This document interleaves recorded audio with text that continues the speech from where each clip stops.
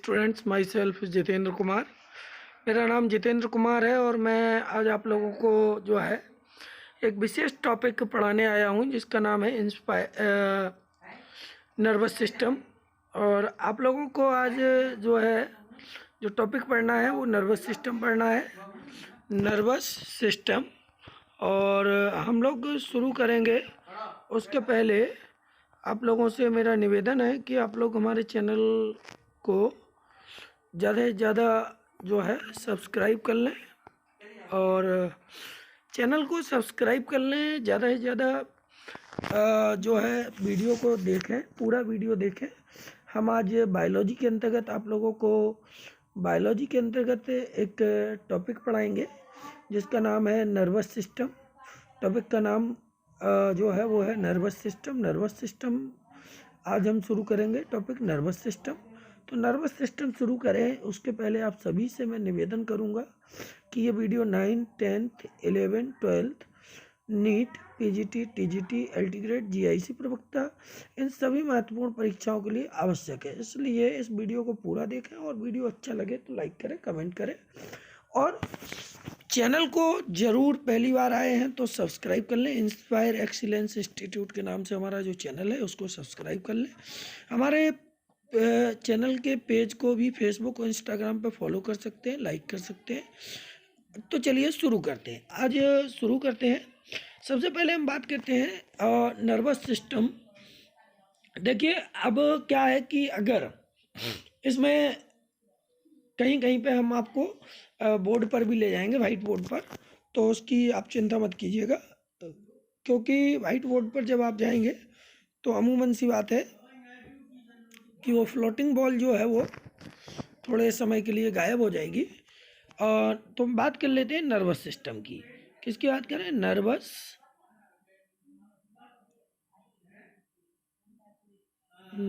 System की।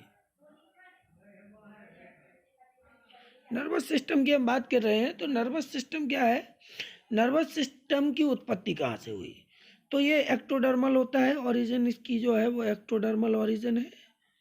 मतलब कि ये एक्टोडर्मल ओरिजिन है। इट मीन्स कि ये भ्रूण की एक्टोडर्म से उत्पन्न हुआ है। ठीक है। दूसरा इसका लक्षण है कि responsible for rapid transmission of stimuli. Rapid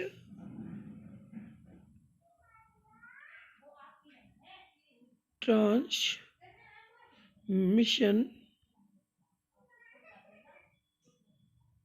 of stimuli.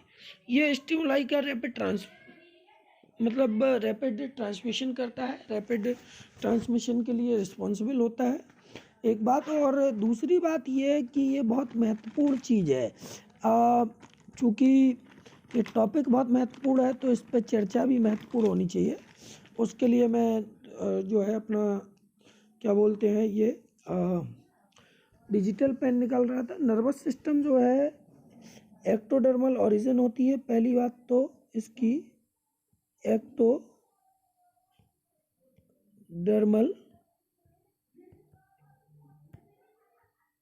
Origin होती है, पहला पॉइंट इसका। दूसरा पॉइंट है ये है कि जो नर्वस सिस्टम है वो responsible for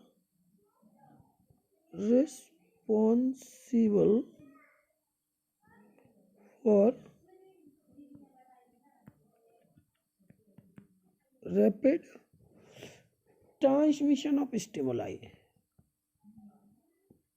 transmission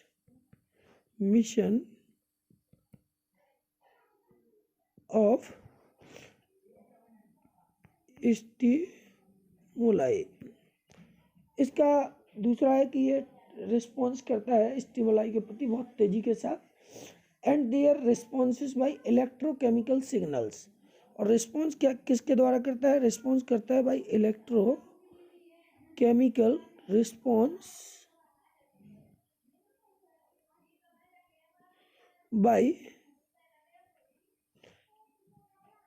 electrochemical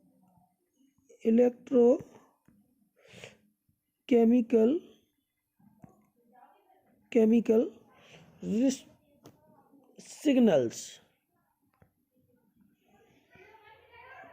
electrochemical signals के थ्रू ये रिस्पॉन्सिबल होता है। 3 कारण तो ये हो गया, पहला कि एक्टोडर्मल ओरिजिन होती है नर्वस सिस्टम की, दूसरा responsible for rapid transmission of stimuli होता है, और तीसरी बात है कि response by electrochemical signals, electrochemical signals के द्वारा रिस्पॉन्सिबल होता है। चौथी बात कि ये शॉर्ट लिव्ड होता है, चौथी बात कि इसके जो सिग्नल्स होते हैं वो सिग्नल्स जो होते हैं या रिस्पॉन्स जो होता है, दोनों ही चीज़ें रिस्पॉन्स और सिग्नल्स, रिस्पॉन्स और सिग्नल्स दोनों ही शॉर्ट लिव्ड होते हैं, कम समय के लिए रहते हैं, शॉर्ट लिव्ड होते हैं। इनमें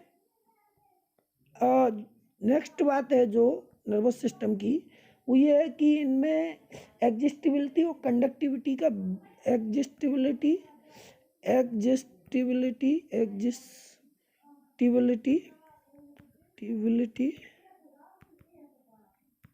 और कंडक्टिविटी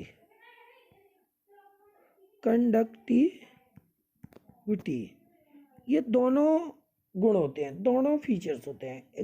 एग्जिस्टिबिलिटी का भी गुण होता है, उद्दीपन को ग्रहण करने की क्षमता होती है, और कंडक्टिविटी का भी विशेष गुण होता है। तीसरी बात कि सिस्टम में to perceive stimuli detect by receptors, ठीक है, to transmit these various body parts, ठीक। तो इसके अलावा अब हम बात कर लेते हैं अपने वहाँ पर जा कर के, फिर आगे बढ़ेंगे, ठीक है। फिर बोर्ड का तो हमें यूज़ करना ही है चूँकि, तो करते रहेंगे। अब हम बात करते हैं नर्वस सिस्टम की। नर्वस सिस्टम चूँकि इसलिए ज़रूरी है क्योंकि ये बहुत इम्पोर्टेंट टॉपिक पे चर्चा हो रही है, तो जब टॉपिक इम्पोर्टेंट है तो चर्चा इम्पोर्टेंट है, तो फिर इस पर हम लोग बात भी विशेष करेंगे, क्योंकि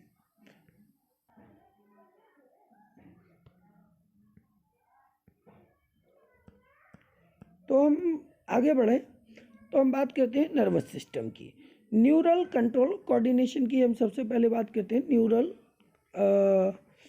कंट्रोल और कोऑर्डिनेशन की। तो नर्वस सिस्टम की बात करें, in human body the neural system endocrine systems jointly coordinate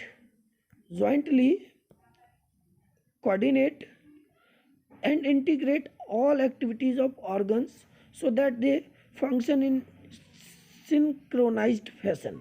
मतलब कि अगर ह्यूमन बॉडी की बात करें तो जो न्यूरल सिस्टम है और एंडोक्राइन सिस्टम है, ये दोनों जो है आपस में कोऑर्डिनेट करते हैं, दोनों आपस में इंटरेक्ट करते हैं, और इंटरेक्ट करने के बाद कंप्लीमेंट कार्य करते हैं, ठीक है, इंटीग्रेटेड रूप में कार्य करते हैं, और ये एक सिंक्रोनाइज्ड फैशन के रूप में काम करते हैं, ठीक है।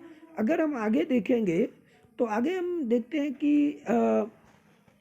इसी को हम आगे बढ़ाएंगे तो हम देखेंगे कि coordination is the process through which 2 or more organs interact complement the function of one another। मतलब कोऑर्डिनेशन क्या है, एक प्रोसेस है, एक प्रक्रिया है जिसमें कि 2 या 2 से अधिक अंग इंटरेक्ट होते हैं, कंप्लीमेंट के रूप में कार्य करते हैं, उसको हम क्या कहते हैं, कोऑर्डिनेशन कहते हैं। ह्यूमन बीइंग्स में नर्वस सिस्टम और एंडोक्राइन सिस्टम सामूहिक रूप से विभिन्न अंगों की क्रियाकलापों को कोऑर्डिनेट करते हैं और इंटीग्रेट करते हैं, ठीक है, ठीक। अब जो नर्वस सिस्टम है, न्यूरल सिस्टम की बात कर रहे थे हम लोग, न्यूरल सिस्टम, ठीक है, neural system provides organized network point to point connections. जो नर्वस सिस्टम है वो क्या करता है, point to point connection provide कराता है, और एक ऑर्गेनाइज सिस्टम को प्रोवाइड करता है, और क्विक कोऑर्डिनेशन करता है एक दूसरे के साथ।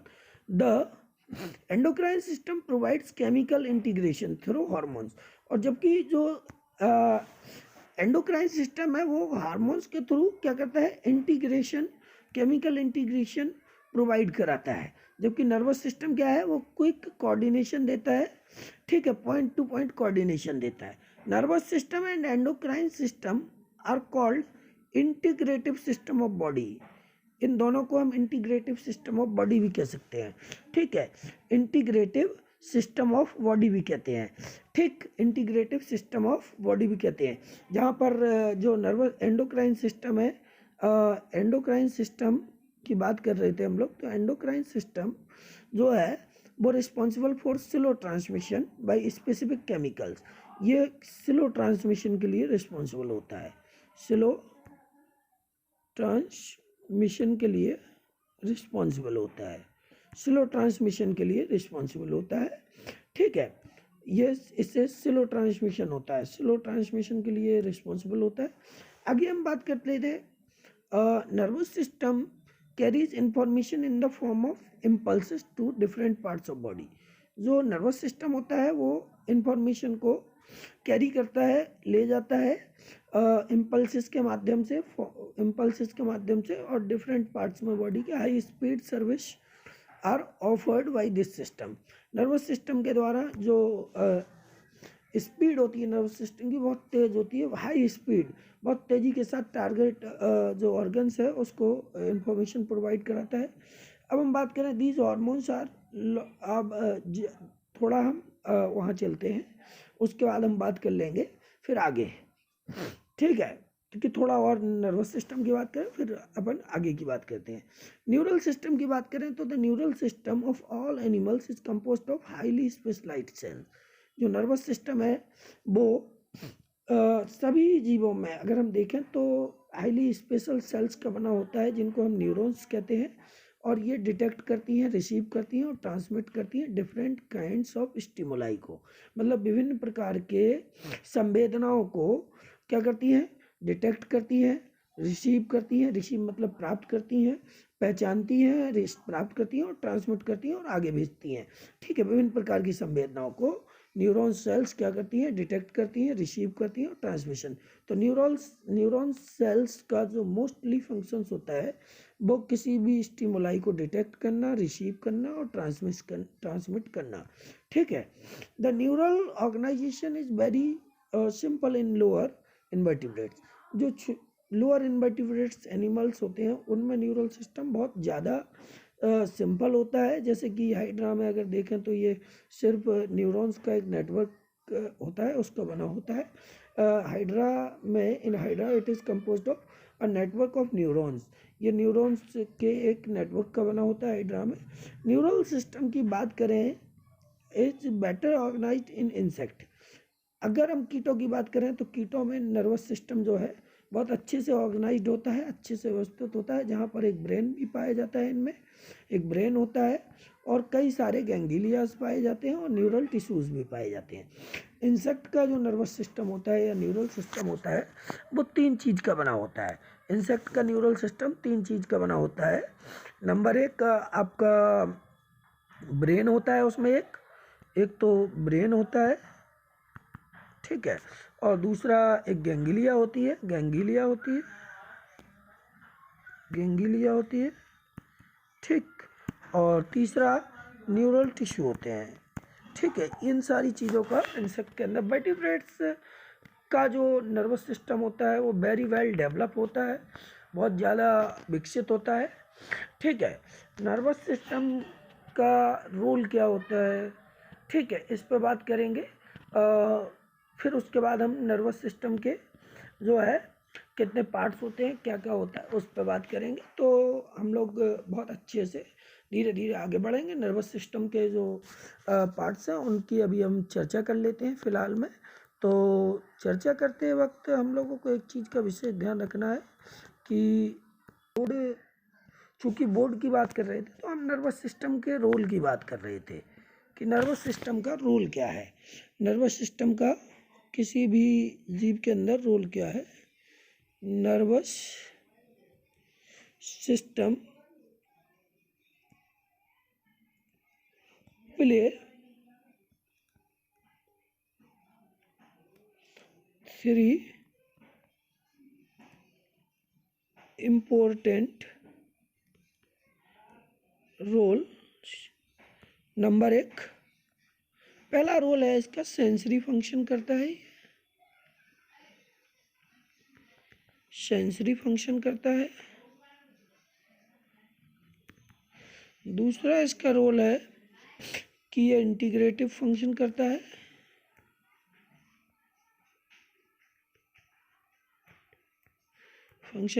और तीसरा जो रोल है, महत्वपूर्ण रोल है, वो है मोटर फंक्शन का, कि ये मोटर फंक्शनिंग भी करता है, मोटर फंक्शनिंग भी करता है।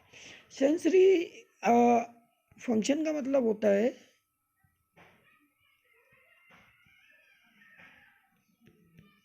सेंसरी फंक्शन की अगर हम बात करें तो नर्वस सिस्टम का जो सेंसरी फंक्शन होता है, ये आवेग जो होते हैं उनको संवेदी अंगों से केंद्रीय तंत्र का तंत्र में लाते हैं। मतलब कि जो स्टिमुलाई है उनको क्या करता है, ये सेंसिटिव ऑर्गन से, सेंसिटिव ऑर्गन से सीधा सीएनएस तक, केंद्रीय तंत्र का तंत्र। केंद्रीय तंत्र का तंत्र में हमने आपको पहले के वीडियो में बताया कि दो चीज़ें होती हैं, एक तो आपका ब्रेन होता है और दूसरा होता है स्पाइनल कॉर्ड। ये दोनों चीज़ें मिलकर के क्या बनाती हैं, हमारा सीएनएस बनाती हैं। तो यहाँ तक लाने का काम करता है। और ऐसे न्यूरॉन्स जो किसी भी स्टिमुलाई को, स्टिमुलस को सेंसिटिव ऑर्गन से जब सीएनएस तक लाते हैं, इनको कहते हैं, ऐसे न्यूरॉन को कहते हैं सेंसरी न्यूरॉन्स। क्या बोलते हैं, सेंसरी न्यूरॉन्स, सेंसरी न्यूरॉन्स बोलते हैं इनको। क्या बोलते हैं, सेंसरी न्यूरॉन्स। ठीक है, अब हम बात कर लेते हैं आगे। चूँकि इतना बहुत अच्छे से जान लो आप लोग, चूँकि हम बहुत उससे पढ़ा रहे हैं आप लोगों को, और पढ़ाने के साथ साथ एक जो नॉलेज है वो पूरा मिलेगा आप लोगों को। अगर ये पूरा नॉलेज आप लोगों ने गेन कर लिया तो ये मान लीजिए कि आप लोगों का आधा काम जो है हो जाएगा। टीजीटी पीजीटी हो चाहे नीट हो, इस सब के लिए एक बुद्धि की आवश्यकता है। और बुद्धि को आप लोग ऐसे समझ लीजिए कि एक बहुत महत्वपूर्ण हिसाब से नर्वस सिस्टम में कुछ चीज़ें हैं जो छूट रही थी, उनको भी मैं इसमें बता देना चाहता हूँ, वो बताना ज़रूरी है। पहले तो नर्वस सिस्टम जो है केवल एनिमल में डेवलप होता है। नर्वस सिस्टम जो होता है वो कुछ चीज़ें थी जो छूट रही थी, वो एनिमल में पाया जाता है, एनिमल्स में पाया जाता है। प्लांट्स में ये एब्सेंट होता है, एब्सेंट इन प्लांट। ये सिर्फ एनिमल्स के अंदर पाया जाता है, प्लांट्स में नहीं पाया जाता है, प्लांट्स में एब्सेंट होता है। हाई स्पीड सर्विस के रूप में काम करता है ये, हाई स्पीड सर्विस के रूप में, हाई स्पीड सर्विस के रूप में काम करता है, हाई स्पीड सर्विस के रूप में काम करता है। तीसरा, इसमें रीजनरेशन की पावर नहीं होती है। ये मतलब कि ये हम बता ही चुके हैं कि एक्टोडर्मल ओरिजिन होती है। तीसरा, इसमें रीजनरेशन पावर नहीं होती है, lack of regeneration power, regeneration power. इसकी सेल एक बार अगर नष्ट हो गई तो हो गई, इसमें फिर कभी भी कोई रीजनरेशन पावर नहीं होती है। इसीलिए तो कहते हैं कि ब्रेन बहुत सेंसिटिव मैटर है, स्पाइनल कॉर्ड बहुत सेंसिटिव जो है। मैक्सिमम नंबर जो है वो ब्रेन में पाया जाता है। न्यूरॉन्स का जो न्यूरॉन्स होते हैं ये मैक्सिमम नंबर में, मैक्सिमम संख्या में ब्रेन्स के अंदर होते हैं। कहाँ पाए जाते हैं, ब्रेन में पाए जाते हैं। तो इतनी बहुत सारी चीज़ें जो है बात हो गई। अब हम लोग आगे पढ़ रहे हैं तो आगे पढ़ लेते हैं।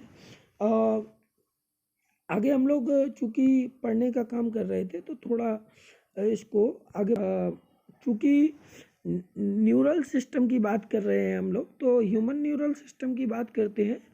तो जो ह्यूमन न्यूरल सिस्टम है वो दो भागों से बना होता है। Human neural system is divided into 2 parts. कितने पार्ट्स में बटा होता है, 2 भागों में बटा होता है। ये 2 भागों से मिलके बना होता है। कितने भाग से मिलके बना होता है, 2 भागों से मिलके बना होता है। एक तो सीएनएस मतलब सेंट्रल नर्वस सिस्टम, और दूसरा पीएनएस पेरिफेरल नर्वस सिस्टम। ये हमने पूर्व में आपको एक वीडियो के माध्यम से बताया भी था। ठीक है, सीएनएस इंक्लूड्स द ब्रेन और स्पाइनल कॉर्ड। ये हम पहले ही बता चुके हैं, अभी आपको थोड़ा ही पहले बताया कि जो सीएनएस होता है वो ब्रेन और स्पाइनल कॉर्ड से बना होता है। जो ठीक है, and is the site of information processing and control. और सीएनएस क्या करता है, इंफॉर्मेशन को प्रोसेस करता है, किसी भी सूचना को जो मिलती है उसको प्रोसेस करता है, फिर कंट्रोल करता है। PNS comprises of all the nerves of body associated with CNS। उन सारे नर्व्स का बना होता है PNS जो बॉडी के अंदर पाई जाती हैं और CNS से जुड़ी होती हैं। उन सभी नर्व्स का बना होता है PNS उन सभी नर्व्स का बना होता है जो ब्रेन और स्पाइनल कॉर्ड से जुड़ी होती हैं और बॉडी के अंदर पाई जाती है। The nerves fibers of PNS are two types. जो नर्व्स फाइबर्स होते हैं PNS के वो दो तरह के होते हैं। अगर हम देखें तो मतलब हमारा जो नर्वस सिस्टम है कुछ इस तरीके का स्ट्रक्चर बनेगा नर्वस सिस्टम का, CNS और PNS। जो CNS है इसमें मोस्टली ब्रेन होगा और ब्रेन होगा CNS में जो मोस्टली होगा, तो CNS में मोस्टली ब्रेन होगा और स्पाइनल कॉर्ड होगी। PNS में मतलब दो तरह की क्या होती है, PNS में दो तरह की नर्व्स पाई जाती हैं। PNS में नर्व फाइबर दो तरह के पाए जाते हैं, एक तो अफरेंट नर्व फाइबर्स और एक एफरेंट फाइबर्स। ठीक है, ये दो तरह के नर्व फाइबर्स इसमें पाए जाते हैं। अफरेंट फाइबर्स या अफरेंट नर्व फाइबर्स जो PNS के पहले पार्ट से, इनका क्या काम है, afferent nerve fibres transmit impulse from tissue और ऑर्गन टू CNS। मतलब अफरेंट नर्व फाइबर्स क्या करते हैं कि जो भी इम्पल्स होंगी उनको कहाँ से, जो ऑर्गन होगा या टिश्यू होगा यहाँ से ले जा करके CNS को देंगे। क्या करेंगे, सेंट्रल नर्वस सिस्टम यानी ब्रेन या और स्पाइनल कॉर्ड तक भेजाएंगे। एंड अफरेंट फाइबर्स, जो एफरेंट फाइबर्स है, इनका काम क्या है, regulatory impulse from the CNS to concern with peripheral nervous system. मतलब कि ये क्या करेगा, इन इम्पल्स को यहाँ से लाएगा और ऑर्गन तक भेजेगा। दोनों का डिफरेंट काम है। जो अफरेंट फाइबर्स होते हैं इनका काम होता है कि ये क्या करते हैं, ये इम्पल्स को जो भी इम्पल्सेस होंगे इनको CNS तक भेजते हैं ऑर्गन से। ठीक है, ऑर्गन से CNS तक भेजते हैं। और एफरेंट क्या करते हैं, वो CNS से इनको ऑर्गन तक लाते हैं। इतना तो है। अब PNS जो है वो दो भागों में बांटा गया है। PNS is divided into two divisions. PNS को दो भागों में बांटा गया है, एक तो SNS सोमेटिक न्यूरल सिस्टम और एक ANS autonomic neural system. SNS somatic neural system क्या होता है, somatic neural system release impulse from the CNS to skeletal muscle, while the autonomic neural system transmit impulse from the CNS to involuntary organs और smooth muscles. मतलब कि ये क्या करता है, SNS या सोमेटिक न्यूरल सिस्टम ये इम्पल्स को CNS से लेता है। कहाँ से लेता है, CNS से इम्पल्स को लेता है और फिर ये स्केलेटल मसल्स जो होते हैं वहाँ तक ले जाता है, स्केलेटल मसल्स तक ये ले जाते हैं। जबकि ANS क्या करता है, ऑटोनोमिक न्यूरल सिस्टम क्या करता है, ये इम्पल्स को CNS से लेता है। ठीक है, CNS से ही लेता है, लेकिन ये इन्वॉल्यूटरी ऑर्गन्स और स्मूथ मसल तक ले जाता है। कहाँ तक ले जाता है, स्मूथ मसल तक और इन्वॉल्यूटरी ऑर्गन्स तक ले जाता है। क्लियर। आगे हम बढ़े तो देखेंगे autonomic neural system further classified into sympathetic neural system and parasympathetic neural system. ये जो ANS है इसको दो भागों में बांटा गया है, एक तो सिंपैथेटिक न्यूरल सिस्टम और एक parasympathetic neural system, parasympathetic neural system, इन दो भागों में इसको बांटा गया है। अगर सेंट्रल नर्वस सिस्टम को हम देखें तो सीएनएस जो है ब्रेन और स्पाइनल कॉर्ड से मिलके बनता है, ठीक है, और इंटीग्रेटिव और कंट्रोल सेंटर है, ये दोनों काम करता है, इंटीग्रेटिव फंक्शन भी करता है और कंट्रोल सेंटर भी है। ये कंट्रोल कैसे करता है, ये मतलब किसी भी इम्पल्स को पेरिफेरल नर्वस सिस्टम तक भेजता है। पेरिफेरल नर्वस सिस्टम में क्रेनियल नर्व्स, स्पाइनल नर्व्स, दो तरह के नर्व्स आते हैं और ये कम्युनिकेशन बनाते हैं बिटवीन द सीएनएस और रेस्ट बोन्स के बीच में, ठीक है। अब इसमें पीएनएस में सेंसरी यानी अफरेंट डिवीज़न होते हैं और एफरेंट डिवीज़न होता है, ठीक है। एक तो सेंसरी डिवीज़न होता है, एक मोटर डिवीज़न होता है। अगर हम एफरेंट की बात करें तो अभी हमने बताया था कि एफरेंट जो होता है वो सोमैटिक और विसरल सेंसरी नर्व फाइबर्स रखता है, जो कंडक्ट करता है इम्पल्स को सीएनएस तक, ठीक है। इसके आगे कुछ चीज़ें हैं जिनको बहुत समझने की आवश्यकता है, तो इसको हम धीरे धीरे आगे बढ़ करके समझ।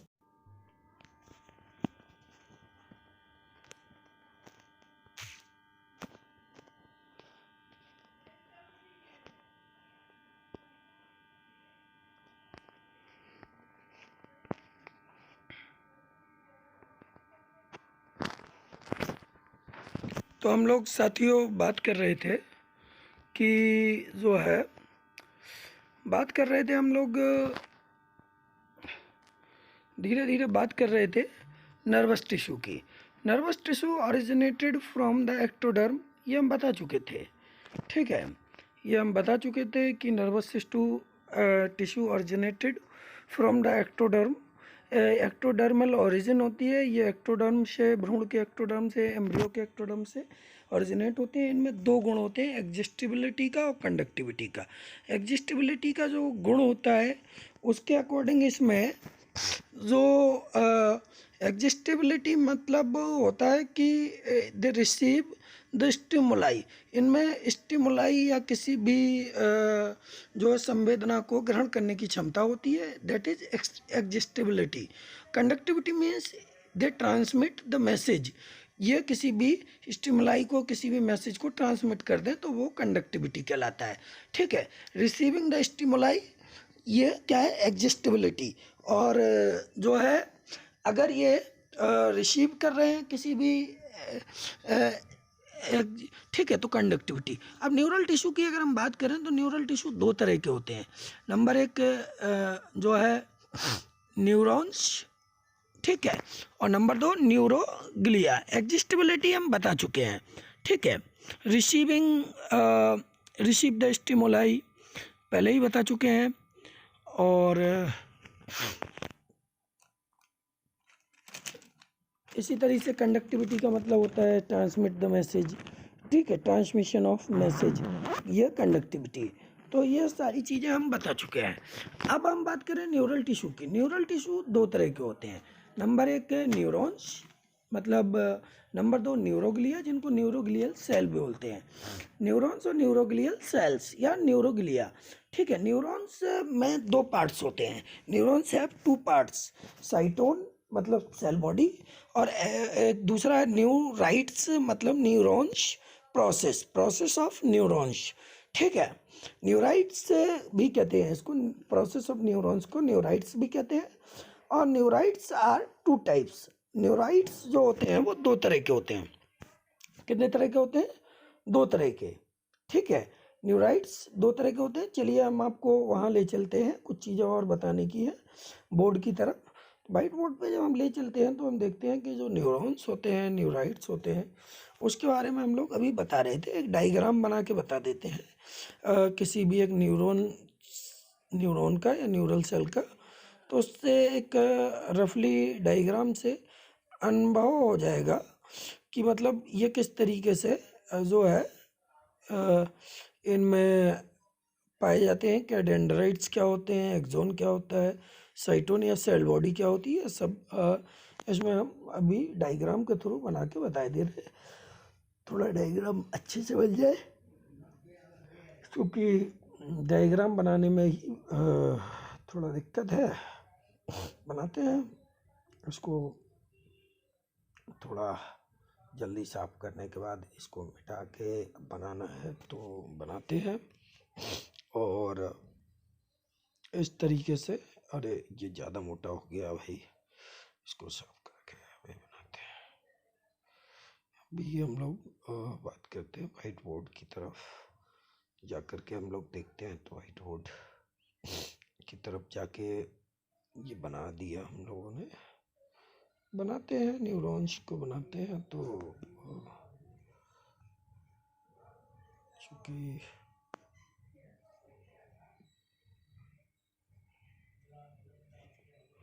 रिकॉर्डिंग तो हो ही रही है, डायग्राम बन ही रहा है,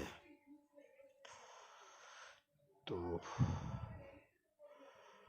बनाते हैं डायग्राम बनाते हैं इसको।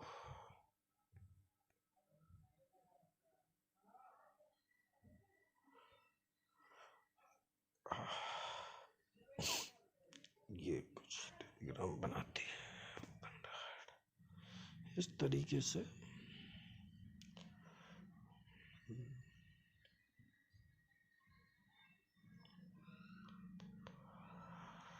इसमें इनको डेंड्राइट्स बोलते हैं, डेंड्राइट्स कहते हैं, डेंड्राइट्स। और इनके ये पूरा सेल बॉडी ये साइटोन कहलाता है। इसमें एक न्यूक्लियस भी होता है, सिंगल न्यूक्लियस होता है जिसमें सिंगल न्यूक्लियोलस पाया जाता है। इसके अंदर कुछ ग्रेन्यूल्स या कण पाए जाते हैं जिनको निशल्स ग्रेन्यूल्स बोलते हैं, निशल ग्रेन्यूल्स बोलते हैं, ग्रेन्यूल्स बोलते हैं, ठीक है। और ये इसको पूरे को साइटोन या सेल बॉडी बोलते हैं, साइटोन या सेल बॉडी कहते हैं, ठीक है। और ये जो है एक्सोलीमा बोलते हैं या न्यूरो एक्सोलीमा बोलते हैं, ठीक है, न्यूरोलीमा बोलते हैं। इसके अंदर जो ये दो न्यूरोलीमा को जोड़ते हैं तो इनको नोड्स ऑफ रेनबियर बोलते हैं, रेनबियर बोलते हैं। और इससे जो है इसको बोलते हैं एक्सोन, एक्सोन बोलते हैं। और इनके अंदर जो होता है इसको, ये जो होता है इसको बोलते हैं हम लोग, इसके अंदर जो होता है इसको बोलते हैं हम लोग जो है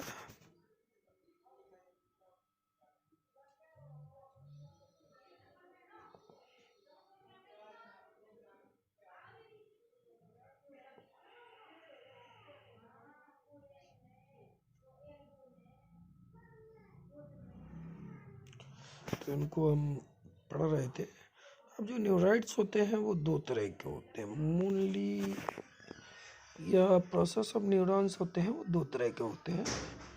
न्यूरॉन्स है following two parts, cyton, cell body, जैसा कि हमने डायग्राम में आपको बताया, सेल बॉडी या साइटोन।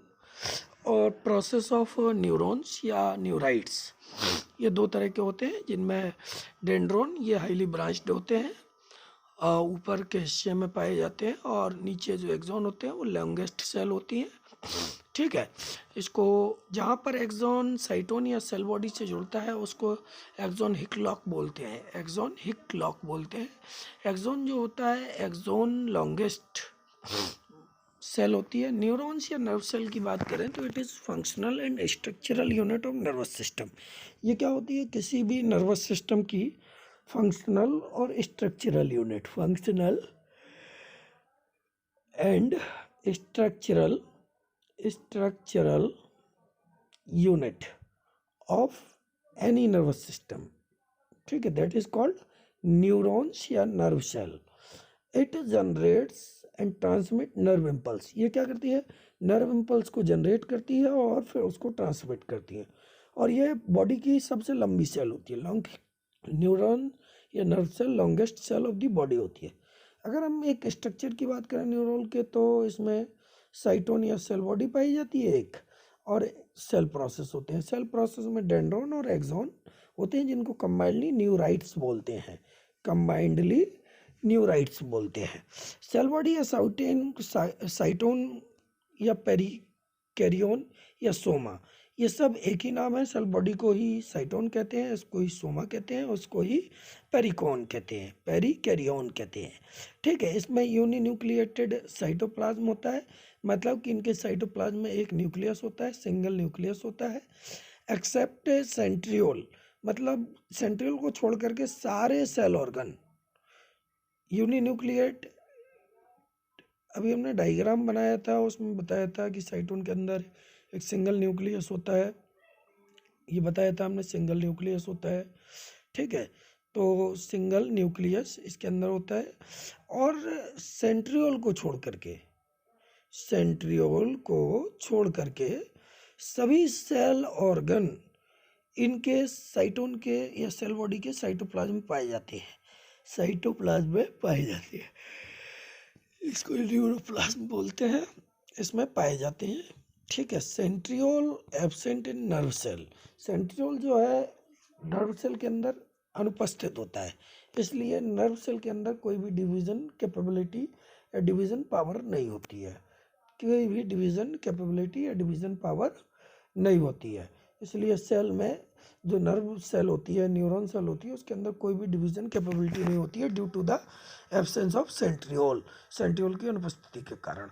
सम अदर मतलब इसमें किसी भी तरह का कोई विभाजन नहीं होता है, ये हम जान चुके हैं। Some other cell organelles like Nissl granules and neurofibrils also found in nerve cell, कुछ जो है निसल ग्रेन्यूल्स और न्यूरोफाइब्रिल्स नर्व सेल के अंदर पाए जाते हैं। निसल ग्रेन्यूल्स पाए जाते हैं और न्यूरोफाइब्रिल्स अभी हमने आपको डायग्राम के थ्रू बताया भी था। ठीक है। निसल ग्रेन्यूल्स क्या होते हैं, इनके बारे में जान लेते हैं। तो ये एंडोप्लाज्मिक रेटिकुलम और राइबोसोम जो है कुछ कण बनाते हैं, कुछ ग्रेन्यूल्स बनाते हैं, जिनको निसल ग्रेन्यूल्स या टिग्रॉइड बॉडी कहते हैं। निसल ग्रेन्यूल्स का दूसरा नाम टिग्रॉइड बॉडी है, टिग्रॉइड बॉडी भी कहते हैं। और ये प्रोटीन सिंथेसिस, जो नर्व सेल के अंदर, न्यूरॉन सेल के अंदर प्रोटीन सिंथेसिस होती है, उसका सेंटर होते हैं। निसल ग्रेन्यूल्स या टिग्रॉइड बॉडी प्रोटीन सिंथेसिस का सेंटर होते हैं नर्व सेल के अंदर। साइटोन या डेंड्रोन की बात करें, साइटोन और डेंड्रोन की बात करें अगर हम, तो मैनी स्मॉल फाइब्रिल्स या fibrils are found in cytoplasm called neurofibrils. ठीक है। कुछ छोटे छोटे धागेनुमा संरचनाएं पाई जाती है साइटोप्लाज्म के अंदर, जिनको न्यूरोफिब्रिल्स कहते हैं। और ये इंटरनल कंडक्शन ऑफ साइटोन, साइटोन के इंटरनल कंडक्शन में हेल्प करती है। क्या करते हैं, साइटोन के इंटरनल कंडक्शन में हेल्प करते हैं, साइटोन के इंटरनल कंडक्शन में हेल्प करते हैं, साइटोन के इंटरनल कंडक्शन में मदद करते हैं। ठीक है। अब हम बात करते हैं सेल प्रोसेस की, या आप सेल प्रोसेस को न्यूराइट्स भी बोलते हैं, सेल प्रोसेस को क्या बोलते हैं, न्यूराइट्स भी कहते हैं। तो इसमें डेंड्रोन और एक्सोन आएंगे, क्या आएंगे, डेंड्रोन और एक्सोन। तो चलिए डेंड्रोन की बात करते हैं, हम बात करते हैं डेंड्रोन की। ये it is a small cell process, ये छोटी से सेल प्रोसेस या छोटे से न्यूराइट्स होते हैं। Its fine branches are called dendrites, इनकी जो छोटी छोटी ब्रांचेस होती हैं उनको डेंड्राइट बोलते हैं। ठीक है।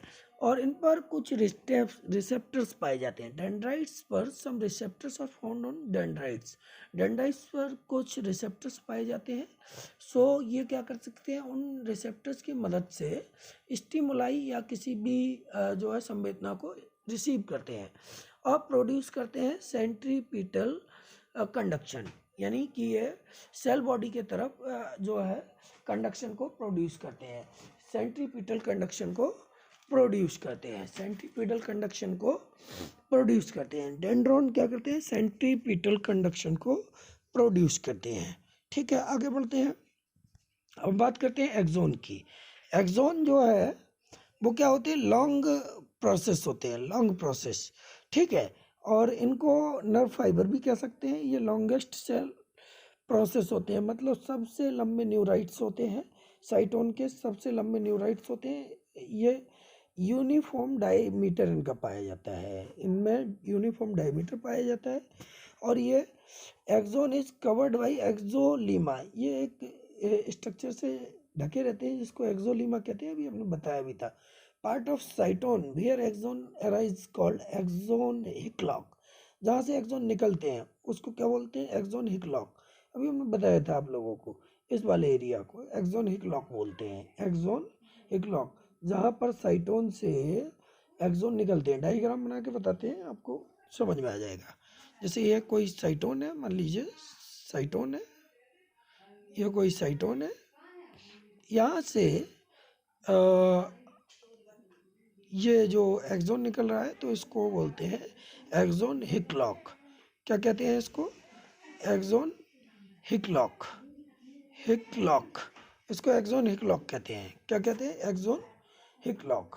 ठीक है, axon is covered by axolemma और cytoplasm which contains in axon is axoplasm. Cytoplasm में जो साइटोप्लाज्म जो एक्सोन में पाया जाता है उसको एक्सोप्लाज्म कहते हैं। साइटोप्लाज्म, एक्सोन के साइटोप्लाज्म को एक्सोप्लाज्म कहते हैं। क्या कहते हैं, एक्सोप्लाज्म कहते हैं। साइटोन के एक्सोन के साइटोप्लाज्म को एक्सोप्लाज्म कहते हैं और इसमें निसल ग्रेन्यूल्स नहीं पाए जाते हैं। Nissl granules are absent in axoplasm. Axon के साइटोप्लाज्म में कोई भी निसल ग्रेन्यूल्स नहीं पाए जाते हैं। एक्सोप्लाज्म कंटेन्स ओनली न्यूरोफाइब्रिल्स और माइटोकॉन्ड्रिया। इनमें सिर्फ कुछ फाइबरनुमा संरचनाएं जिनको न्यूरोफाइब्रिल्स कहते हैं और माइटोकॉन्ड्रिया यही पाए जाते हैं।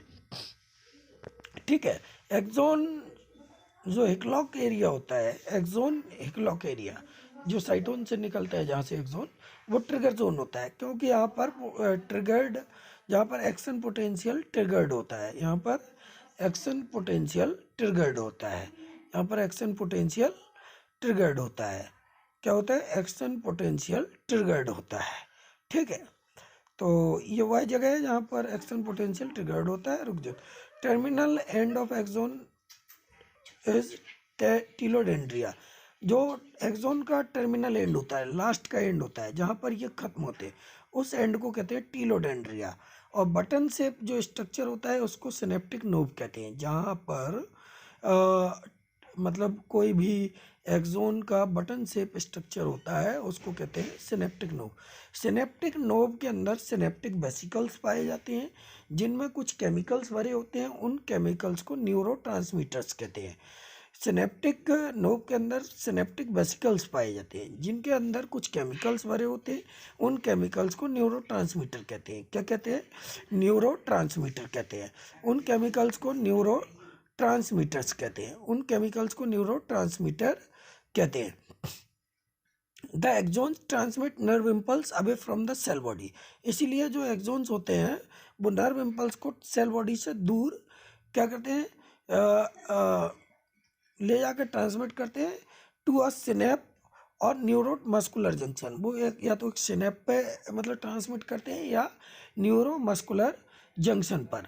कहाँ पर, या तो सेल बॉडी से दूर न्यूरो मस्कुलर जंक्शन पर या सिनेप पर, जहाँ पर दो सिनेप्टिक नोब आकर के इकट्ठा होती है वहाँ पर। ठीक है, तो वहाँ पर ये जो है इम्पल्स करते हैं किसी भी। More mitochondria are found in the telodendria. अधिक से अधिक माइटोकॉन्ड्रिया टीलोडेंड्रिया पाए जाते हैं। एक्सोन का टर्मिनल एंड क्या कहलाता है, टीलोडेंड्रिया। टीलोडेंड्रिया पर मोर माइटोकॉन्ड्रिया पाए जाते हैं और ये क्या करते हैं, which synthesize neurotransmitters like acetylcholine. मतलब टीलोडेंड्रिया पर अधिक माइटोकॉन्ड्रिया पाए जाते हैं जो न्यूरोट्रांसमीटर की सिंथेसिस करते हैं, जैसे कि एसिटाइल कोलाइन। एसिटाइल कोलाइन जो कि एसिटाइल कोलाइन ट्रांसफरेज एंजाइम की सहायता से सिंथेसिस किसकी सहायता से होती है, एसिटाइल कोलाइन ट्रांसफरेज एंजाइम की सहायता से सिंथेसिस। किसकी सहायता से सिंथेसिस होती है, एसिटाइल कोलाइन ट्रांसफरेज एंजाइम की सहायता से ये सिंथेसिस होती है। ठीक है, एसिटाइल को। अब axon is functional part of nerve cell. Axon क्या है, किसी भी नर्व सेल का फंक्शनल पार्ट है। ठीक है, therefore term nerve fiber usually refer to axon. इसलिए नर्व फाइबर को क्या कहते हैं, एक्सोन कह सकते हैं। अब एक्सोन और डेंड्रोन के बीच में कुछ डिफरेंसेस हैं, उनको हम जान लेते हैं।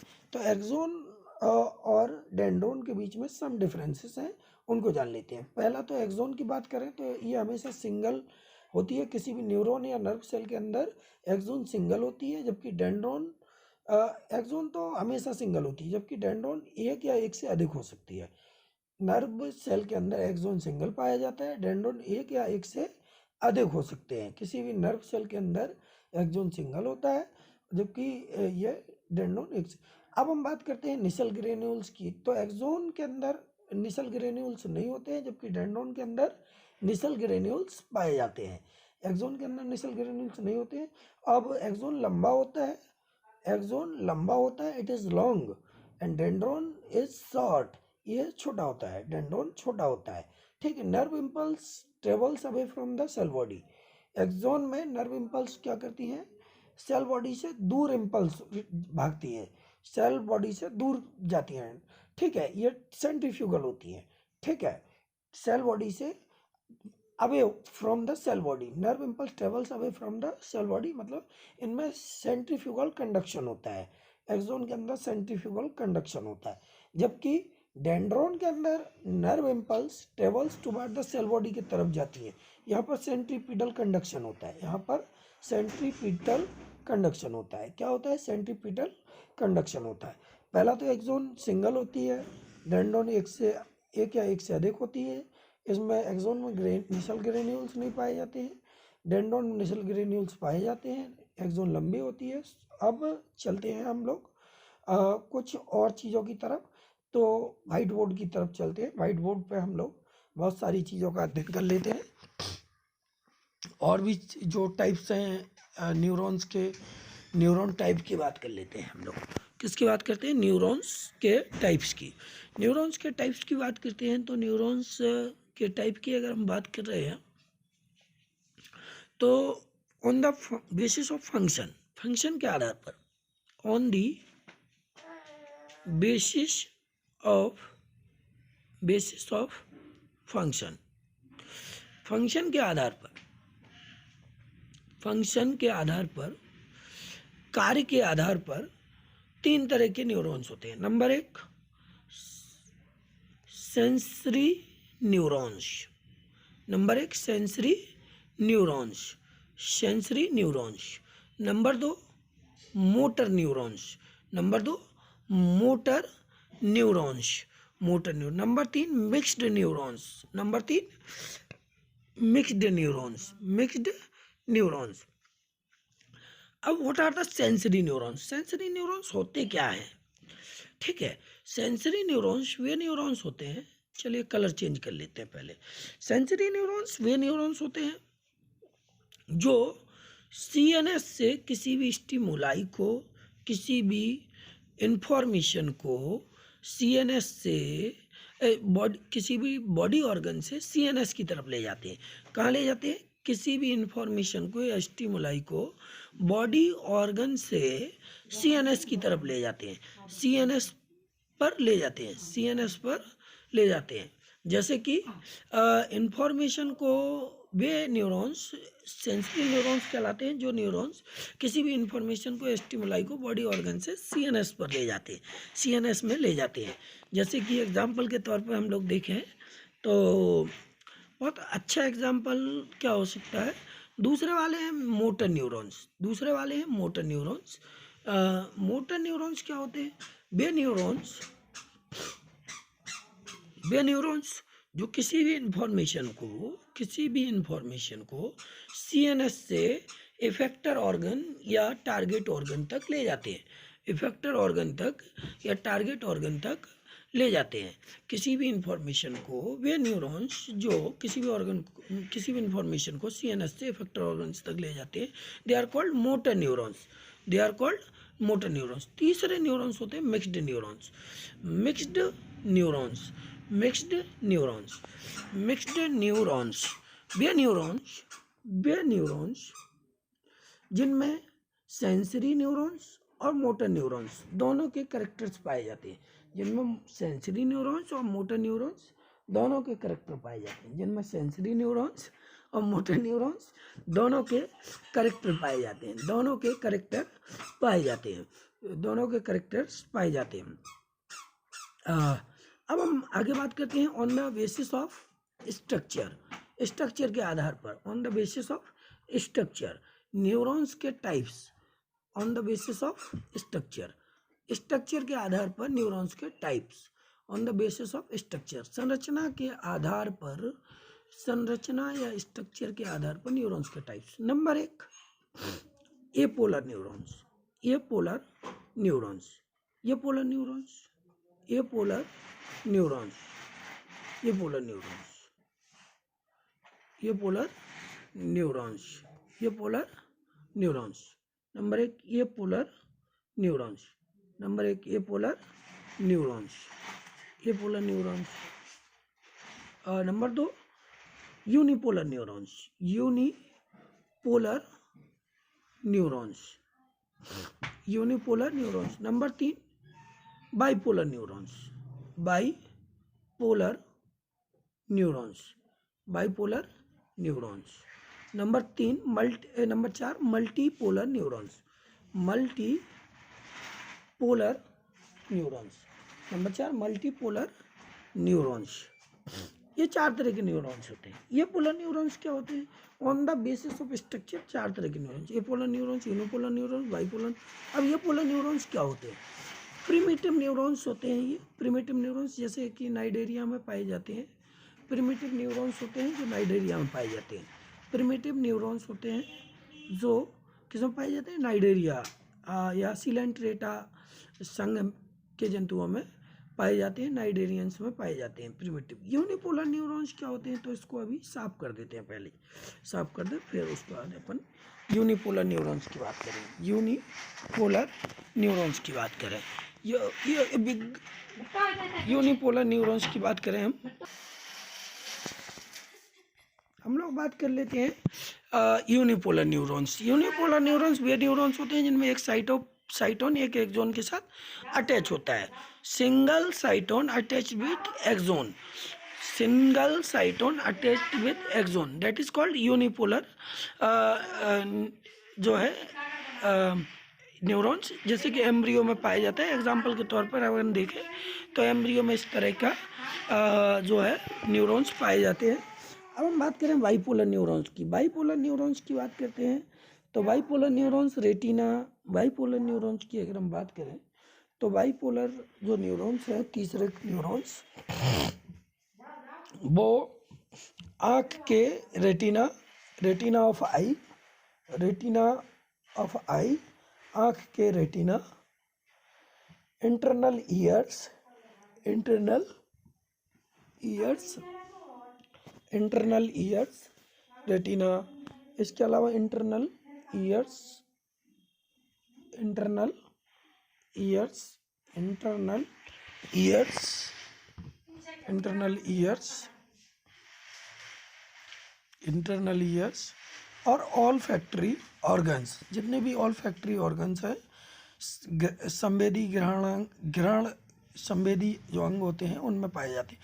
अब मल्टीपोलर न्यूरॉन्स की बात करें तो मल्टीपोलर न्यूरॉन्स की हम बात करें, मल्टीपोलर न्यूरॉन्स जो होते हैं वो, मल्टीपोलर न्यूरॉन्स की बात करते हैं तो जहाँ पर one cyton attach with one axon and one dendron, जहाँ पर एक साइटोन एक एक्सोन और एक डेंड्रॉन से अटैच होता है, उस न्यूरॉन को हम क्या कहते हैं? मल्टीपोलर न्यूरॉन्स कह सकते हैं। उन न्यूरॉन्स को हम मल्टीपोलर न्यूरॉन्स कह सकते हैं। मल्टीपोलर न्यूरॉन्स वन डेंड्रॉन से अटैच होता है और वन एक्सोन से अटैच होता है। एक cyton attach, single one cyton attach with one dendron and one axon, that is called multipolar multipolar neurons, multipolar neurons. इनको क्या कहते हैं? मल्टीपोलर न्यूरॉन्स कहते हैं।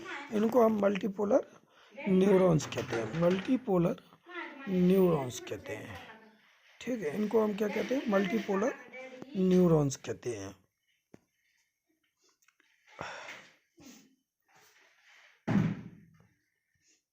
इनको हम मल्टीपोलर न्यूरॉन्स कहते हैं।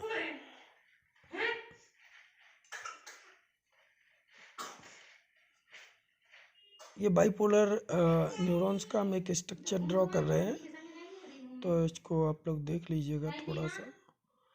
हम एक बाइपोलर न्यूरॉन्स है, इसमें एक डेंड्रॉन या साइटोन होगा और एक डेंड्रॉन और एक एक्सॉन। ये बाइपोलर या मल्टीपोलर भी कह सकते हैं हम इसको, ठीक है।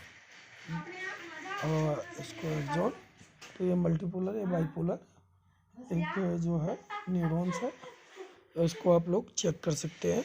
और ठीक है, इसके बाद अगर हम बात करें आगे, थोड़ा सा है, 5-7 मिनट और पढ़ाएंगे, उसके बाद ये आगे फिर आगे देखेंगे। अब हम बात करते हैं श्वान सेल्स। जो श्वान सेल्स होती हैं ये मिल करके माइलिन शीथ बनाती हैं। क्या बनाती हैं? Myelin sheath. और जिन न्यूरॉन्स में माइलिन शीथ पाया जाता है उनको तो हम कहते हैं मेडुलेटेड न्यूरॉन्स। जिनमें माइलिन शीथ नहीं पाया जाता है उनको कहते हैं नॉन मेडुलेटेड न्यूरॉन्स। तो श्वान सेल्स मिलकर के माइलिन शीथ का निर्माण करती हैं। श्वान सेल मिलकर के माइलिन शीथ का निर्माण करती हैं। नॉन मेडुलेटेड न्यूरॉन्स बोलते हैं। Non medullated neurons non medullated neurons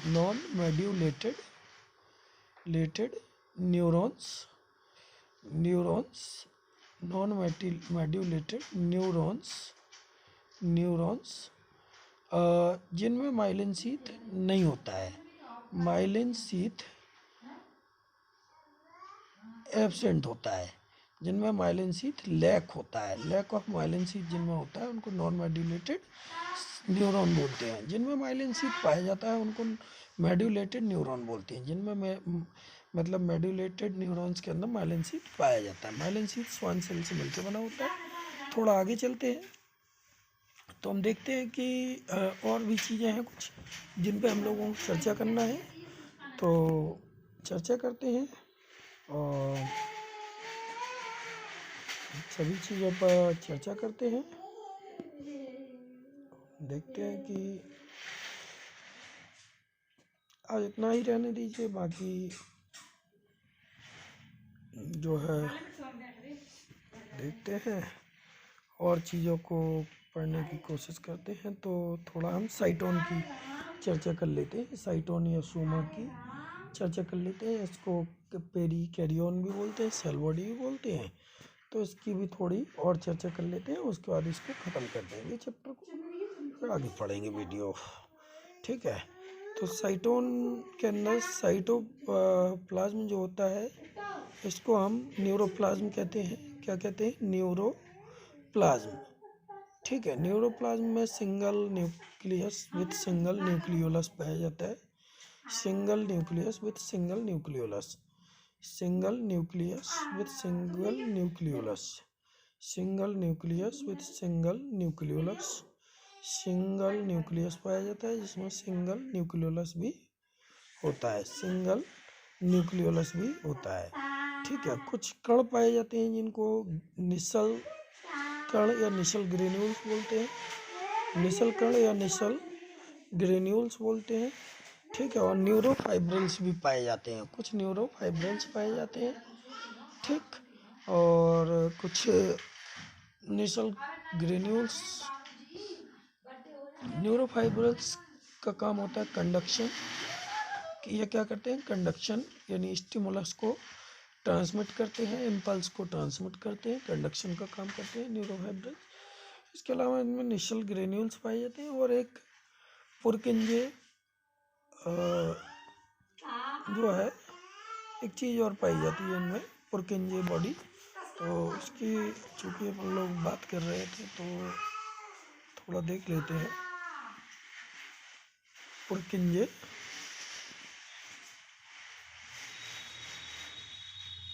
neuroplasm की बात कर रहे थे, तो इसमें थोड़ा सा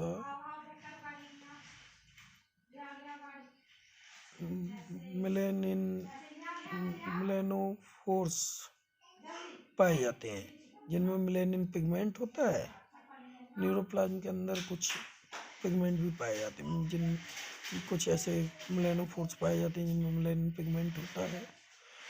कुछ और भी पिगमेंट्स पाए जाते हैं जो येलो ऑरेंज कलर के होते हैं, ठीक है। कुछ न्यूरोप्लाज्म के अंदर और भी पिगमेंट पाए जाते हैं जो येलो ऑरेंज कलर के होते हैं। उसके अलावा इनमें एक चीज़ और पाई जाती है जिसको हम लोग कहते हैं परकिंजे या पुरकिंजे पुरकिंजे सेल।